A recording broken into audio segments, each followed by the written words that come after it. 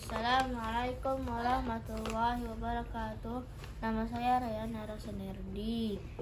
Umurku 12. Saya berdoa akan menjadi engineer IT yang bisa membebaskan negara Palestina ketika besar.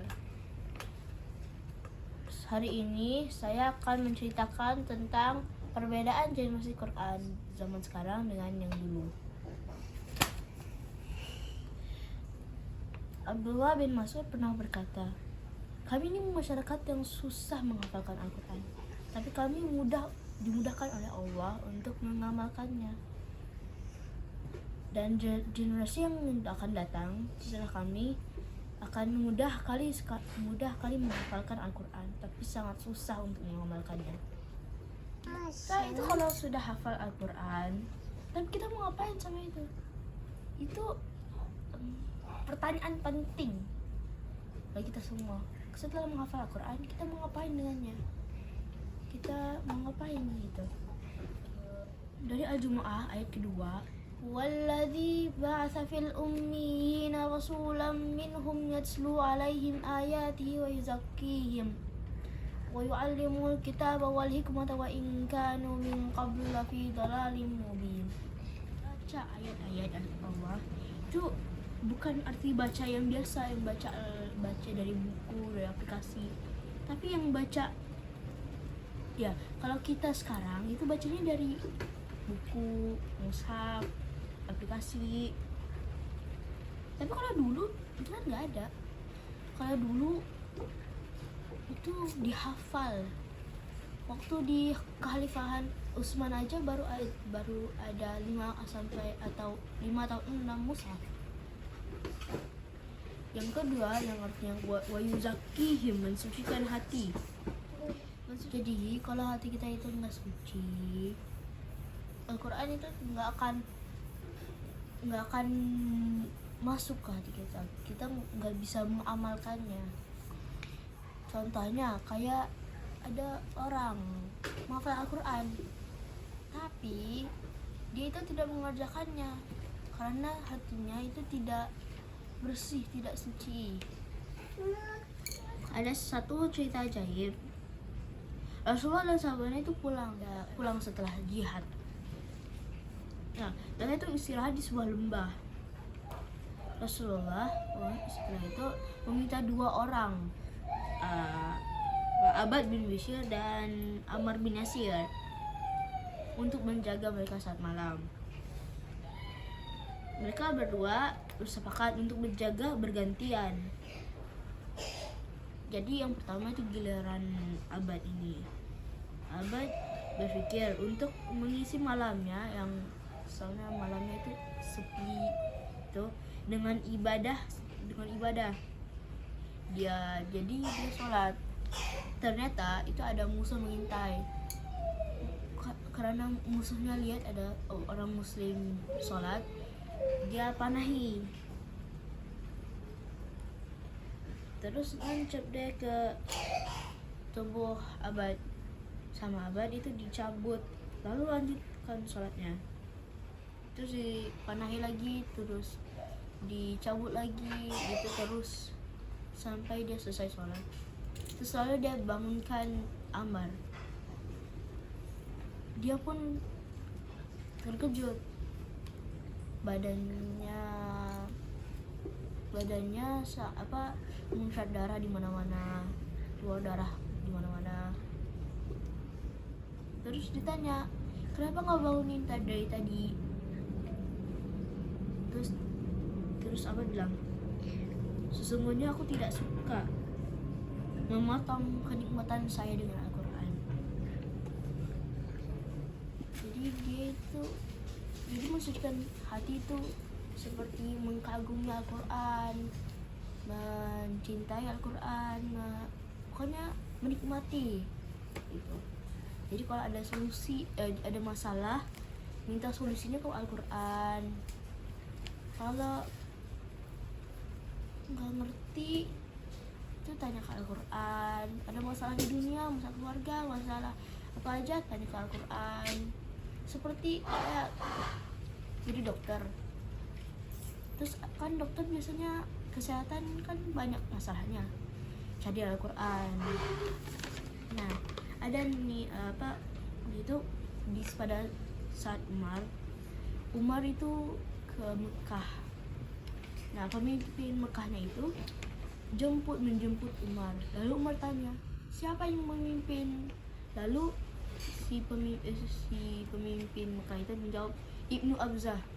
Jadi Ibnu Abzah ini itu adalah mantan budak, tapi dia ahli Quran. Jadi lihat kalau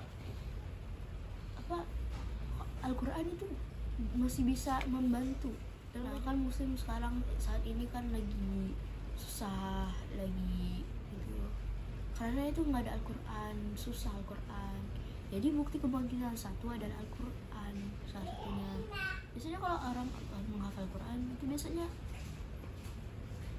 kalau ngomong itu ada nukil-nukilannya dari Al-Quran.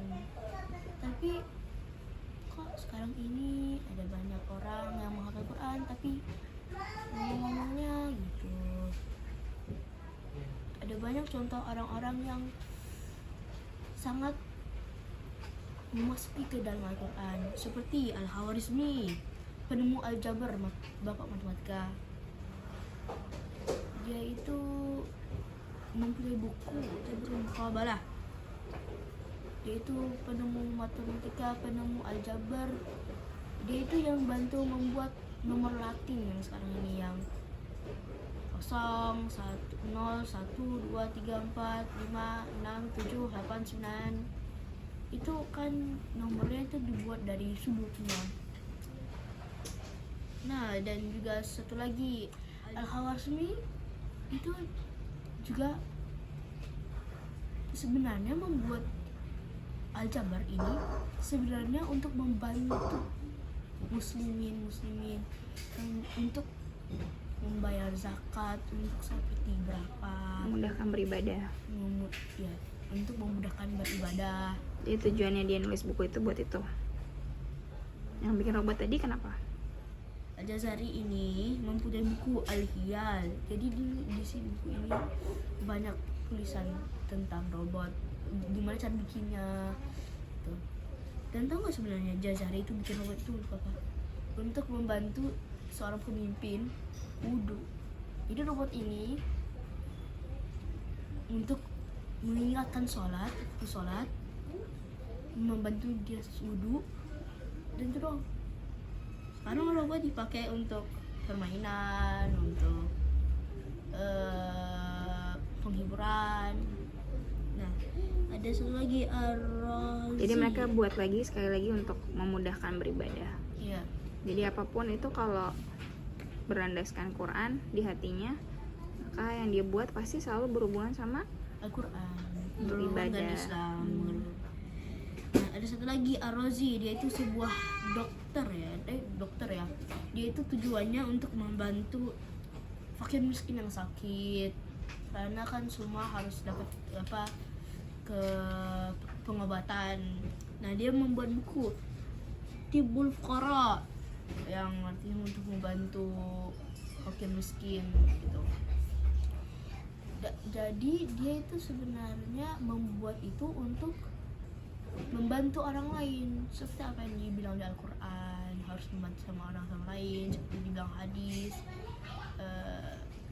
al-muslimu lil muslim kal bunyani ba'duhu ba'dan. Terus ada ya banyak itu. Ada contoh-contoh lain juga bisa cari. Nah itulah perbedaannya. Perbedaan waktu dulu itu semua dipakai di semua ilmu itu dipakai untuk ibadah semua ibadah. Tapi sekarang untuk permainan, penghiburan, tidak ada hubungannya dengan Al-Quran. Orang-orang yang menghafal Quran tidak ada hubungan dengan Islam. Orang-orang Islam sekarang aja udah nggak pakai jilbab. Nah itulah perbedaannya tentang generasi dulu yang menghafal Quran dan sekarang. Jadi gimana caranya biar bisa balik lagi ke generasi zaman dulu? Gimana caranya biar bisa hebat lagi kayak zaman dulu penghafal Qurannya seperti sahabat-sahabat zaman dulu, gimana caranya? harus punya apa? Visi misi. Harus punya visi misi yang besar ditargetkan untuk membuat hal-hal yang baik untuk beribadah. Jadi visi misi yang pendek contohnya kayak gimana sih? Kalau penghafal Quran yang visi misinya pendek kayak gimana? Jadi untuk keren-keren aja, untuk Menang apa? menang kompetisi internasional, Musabakoh gitu. musabakoh gitu. Visinya nggak bisa sampai sebatas itu ya. Harus lebih seperti untuk membantu orang lain, untuk supaya Islam bangkit. Ciri-cirinya gimana dong? Generasi Quran yang mirip sama generasi zaman dulu, ciri-cirinya gimana dong jadinya? Setiap dia ngomong dia harus gimana? Harus ada nukilan dari Al-Quran, seperti kayak kalau ngomong tentang IPA ada ayat ini dari Al-Quran gitu. Dan caranya biar bisa nukil harus hafal ya. Iya. Dan harus tahu artinya. Harus hafal, harus tahu artinya, dan harus mengerti. Hatinya harus suci, baru bisa diamalkan. Kalau enggak, kayak yang dibilang siapa tadi yang paling pertama, bahwa generasi setelahnya adalah generasi yang mudah menghafal tapi susah mengamalkannya. Jangan sampai kita yang kayak gitu ya. Endingnya ada nggak? Udah Sampai situ saja. Assalamualaikum warahmatullahi wabarakatuh. Waalaikumsalam warahmatullahi wabarakatuh. Apa tadi? Assalamualaikum dulu kan? Apa ini? Nggak bisa kebaca. Next. Nggak bisa kebaca. Berapa mushaf? Tapi dua-duanya ada aplikasi Qurannya kan? Nanti Itu delete belum ya. mushaf kecil yang kita kantongi. Kita nenteng tag di tag juga ada. Udah delete tuh. Begitu kita bawa tas ada laptop, itu laptop juga ada. Masya Allah, satu orang dalam dirinya ada 5 mushaf. Tuh, Ren ada berapa? Tapi nggak jadi.